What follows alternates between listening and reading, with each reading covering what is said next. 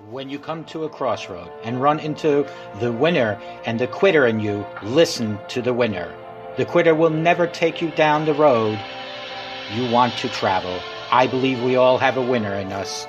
There is a winner inside of you. Sometimes we just have been around negativity for way too long, developed the mindset of a winner. The truth is, most people give up on their dream. Most people give up on their dream to live the average lifestyle. But it really doesn't matter what most people do. What do you do? Because you are different. You will never give up on your dream. You will never not listen to the average. You will always listen to the winner in you. You will believe in yourself when no one else does. You will believe in yourself when you have no reason to believe, and you will never, ever quit. I know some of you are going through a rough time right now. Some of you are going through the fight of your life, fighting for your future, fighting for your career, fighting for your family. Some of you are fighting for your life. And I'm telling you, don't quit. Do not give in. I know life can be tough. I know life can wear you down.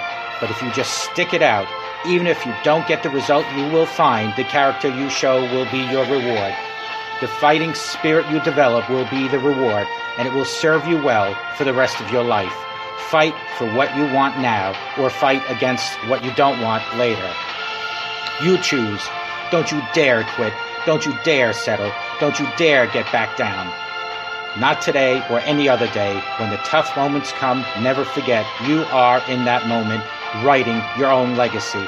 In that tough moment, you are setting the standard for your character. Do you have the character? Well, do you? When you come to a crossroad and run into the winner and the quitter in you, listen to the winner.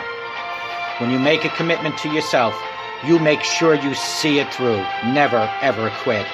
Even if you don't get the result, you will find the character you show will be your reward. Don't you dare quit. Don't you dare ever settle, and don't you dare ever back down. Fight for what you want or fight against what you don't want at a later time. And always know that God is right there with you. Just allow God to guide and direct you, and you will always be a winner. Good morning. My name is Ralf Friedrichs. I am an author, an addiction recovery coach, a life coach, and the host of this show, the Take Your Life Back Today radio show. You can see a video version on this if you go to YouTube under channel Take Your Life Back Today show. Folks, how do I increase my compassion without becoming a doormat? How many of you are over compassionate? Well, 3 questions to ask to find out balance between compassion and boundary setting. So let's talk about compassion is love in action. However, many people sacrifice their well-being to accommodate others. I'm never more courageous than when I'm embracing imperfection, embracing vulnerabilities, and setting boundaries with the people in my life. Compassion for others is one of the highest marks of a person's character. It can come in many forms, such as helping a struggling family member, giving support to homeless or oppressed populations, or showing love to those who have been outcasted or persecuted. Compassion is love in action. However, many people sacrifice their well-being to accommodate others. Here are important questions to ask yourself as you navigate the balance between compassion and boundary setting. Is showing compassion to others allowing them to harm me, themselves or others, should be question number 1. Helping someone in need should never be at the cost of your own mental health or put others in jeopardy. Showing compassion to a sex offender doesn't mean leaving him or her alone with your child. Showing compassion to a drug addict doesn't mean allowing them to self-harm. Forgiving a family member who once took advantage of you financially does not mean giving additional funds. Compassion is doing what is best for the person in long term. It may simply mean waiting patiently to help someone who is not yet ready to receive help. Being compassionate is not the same as being a doormat. Folks, when we combine the courage to make clear what works for us and what doesn't, with the compassion to assume people are doing their best, our lives change. Yes, there will be people who violate our boundaries, and this will require that we continue to hold those people accountable each and every day. When setting boundaries to avoid harm to others, describe your concerns and why you are setting the boundaries that you are setting. Continue to show empathy and love while holding firm to the boundary.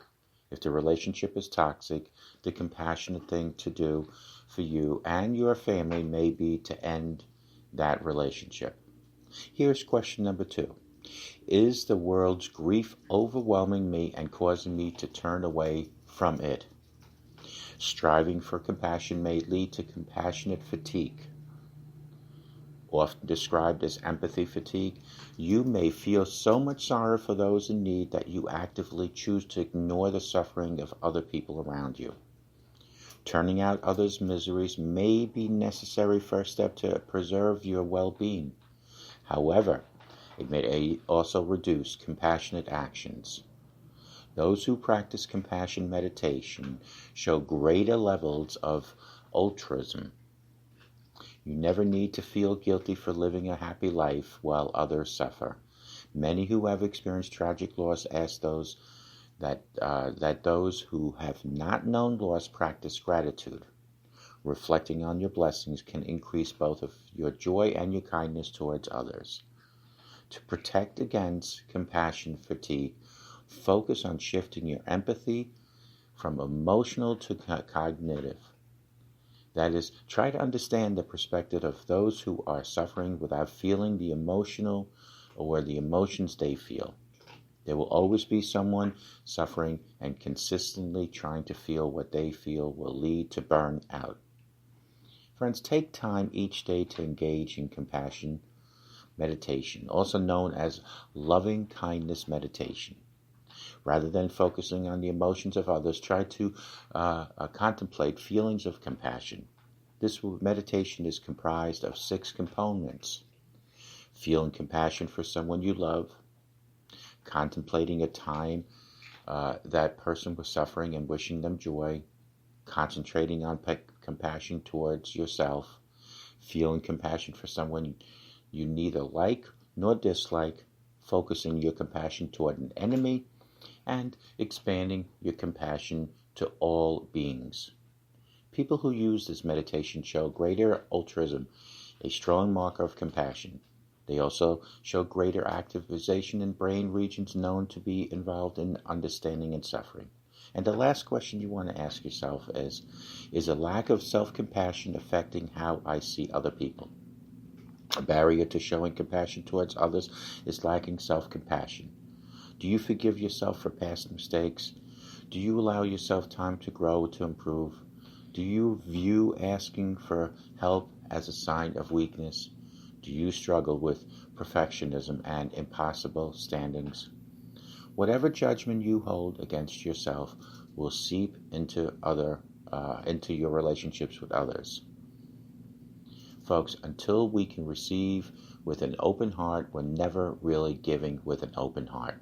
When we attach judgment to receiving help, we knowingly or unknowingly attach judgment to giving help. Take time today to recognize your negative self-talk and practice reframing it.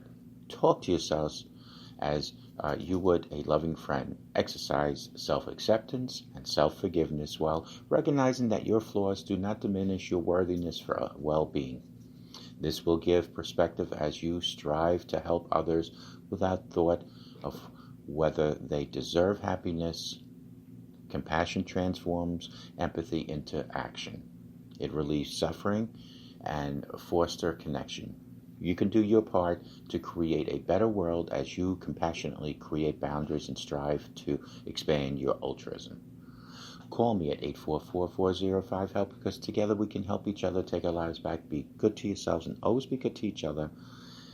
And remember, a simple smile can help that stranger and can change your life. Show compassion, set your boundaries, and remember, include God in every step of your life. May God bless each and every one of you. I hope to talk to you guys tomorrow. And remember, for God so loved the world, he gave his only son. Take good care, and we'll talk to you later. Bye-bye now.